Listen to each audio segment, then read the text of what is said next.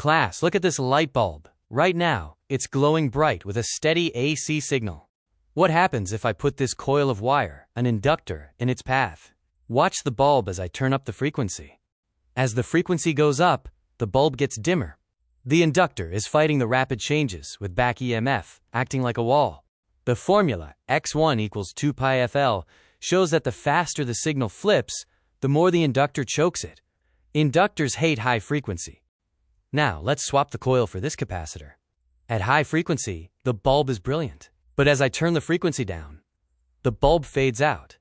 The formula x plus equals 1/2 pi FC shows that at low frequencies, the capacitor has too much time to fill up and block the current. A capacitor hates low frequency. Remember the rule of thumb. Use an inductor to block fast noise and use a capacitor to block slow DC. It's not just math, it's a filter. If you want to block the fast noise, use an inductor. If you want to block the slow DC, use a capacitor. It's a filter. Inductive reactance, X1, is a bully to high frequencies. As frequency goes up, X1 increases, acting like an open circuit for high-frequency AC. The formula X1 equals 2 pi FL confirms this.